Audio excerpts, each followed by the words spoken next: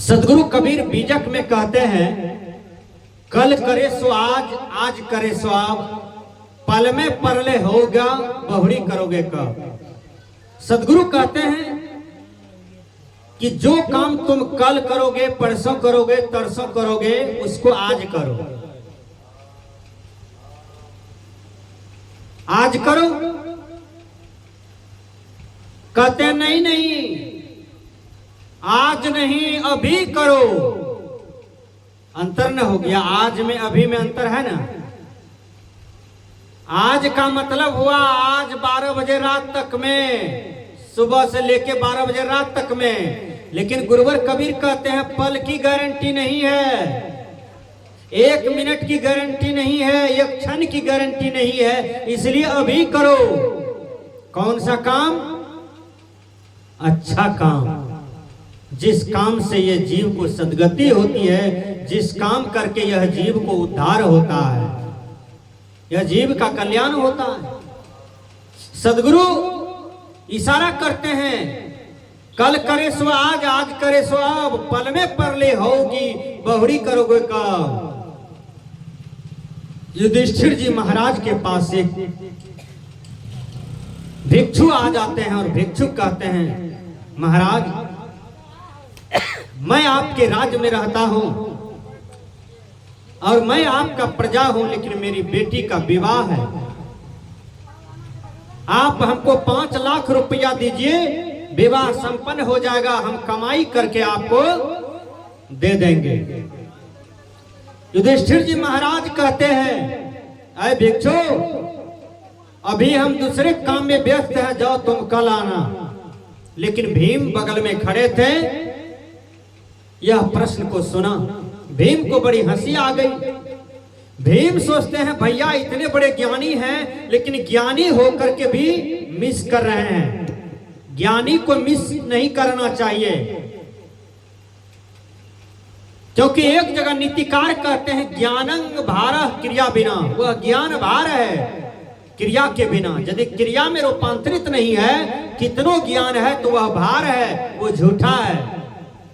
सजना, भीम को बड़ा कष्ट हुआ, बड़ा दुख हुआ।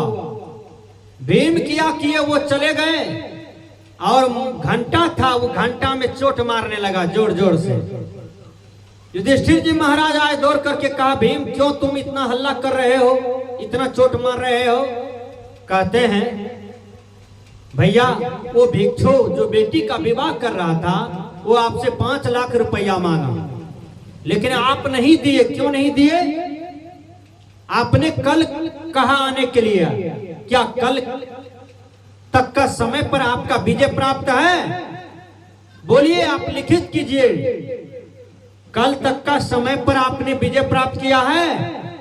यहां तो साहब कहते हैं, सुकृत कर ले नाम सुमर ले, को जाने कल की, खबर ही नहीं या जग में पल की।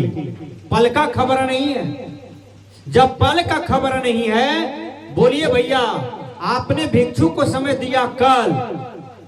तब युधिष्ठिर जी महाराज भीम के चरण में गिर गए, कहा देखो भीम हमसे गलती हो गई, उस भिक्षु को बुलाओ, हम उसको रुपया दान करते हैं। और उसको बुलाया, रुपया दिया।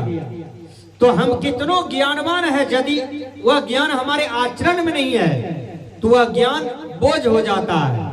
आपने सुना होगा सदगुरु कबीर की वाणी, क्या साहब के दरबार में लंबा पैर खजूर, चढ़े तो चाखे प्रेम रस, गिरे तो चकना चूरम चूर। साहब के दरबार में लंबा पैर खजूर, वो क्या है? अर्थ, धर्म, काम, मोक्ष। मोक्ष रूपी फल जो है, अर्थ, धर्म, काम, ये 3 में तो पूरा दुनिया लिपटल है, पूरा दुनिया समाहित है, पूरा दुनिया एकदम मक्खी की तरह चूस रहा है। अर्थ में, धर्म में, काम में। धर्म में नहीं चूस रहा है, जैसे मक्खी गुड़ में गुड़ चूसने गया, अब गुड़ में पंख फंस गया तो मक्खी उसी में चूसते चूसते मर जाता है, लेकिन गुड़ को नहीं छोड़ता है, लेकिन मर जाता है।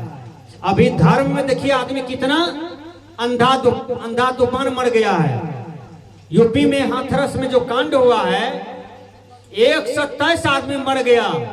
बोलिए, और वहां जो महात्मा प्रवचन दे रहा था वो अपने आप को भोले बाबा कह रहा था।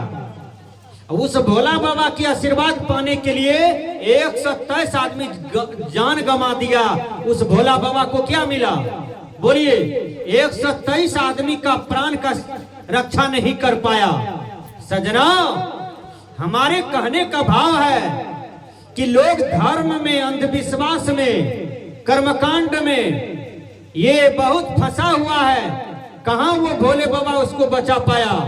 सजना, तनिक विचार कीजिए, केवल भावना में बहिए नहीं। इसलिए हमने कहा अर्थ, धर्म, काम, पूरे दुनिया में काम में लोग व्यस्त हैं।